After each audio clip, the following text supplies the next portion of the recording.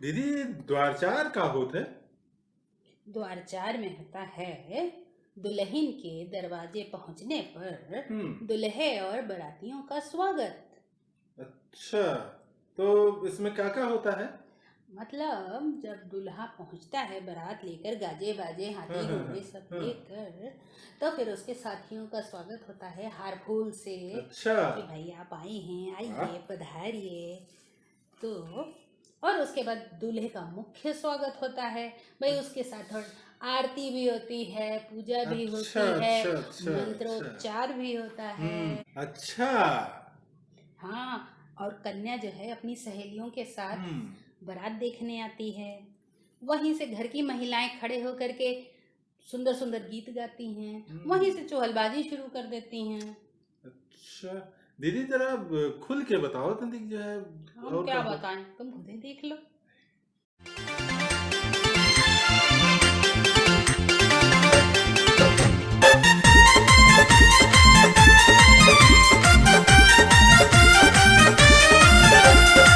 नौ से बरतिया दुआरे ठाड़े, नौ से बरतिया दुआरे ठाड़े, टोनवा के मारे नहीं डोले ना, टोनवा के मारे नहीं डोले ना।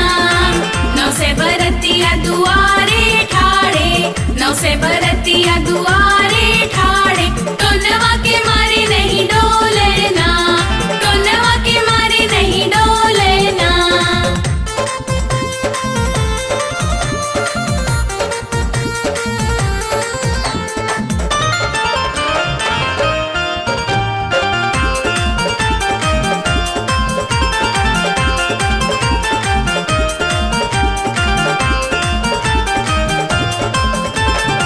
ठाढ़े ससुर जी अरज करती हैं, ठाढ़े ससुर जी अरज करती हैं, बहुअर टोनवा फिराओ ना, बहुअर टोनवा फिराओ ना।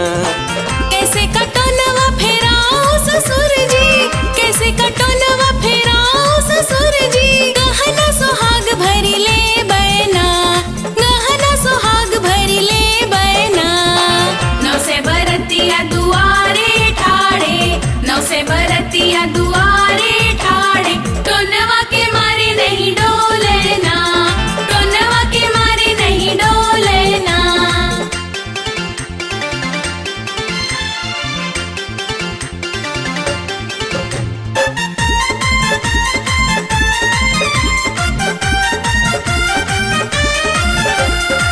ठाढ़े जेठ जी अरज करती हैं, ठाढ़े जेठ जी अरज करती हैं, भय हो टोनवा फिराओ ना, भय हो टोनवा फिराओ ना।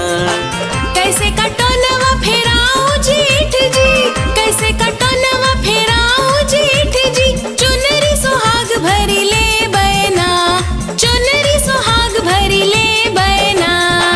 नौ से बरतिया दुआरे ठाड़े, नौ से बरतिया दुआरे ठाड़े, टोनवा के मारे नहीं डोले ना, टोनवा के मारे नहीं डोले ना।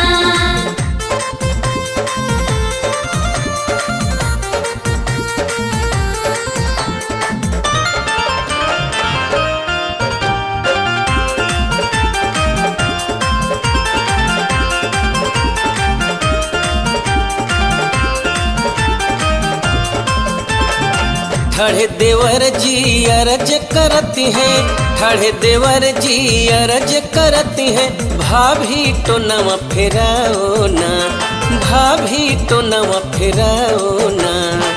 तुमरा तो टोनवा तब हम फेरिबे, तुमरा तो टोनवा तब हम फेरिबे, तुम्हारी भाभी होइबे ना, तुम्हारी भाभी होइबे ना। नौ से बरतिया दुआरे ठाड़े, नौ से बरतिया दुआरे ठाड़े, टोनवा के मारे नहीं डोले ना, टोनवा के मारे नहीं डोले ना।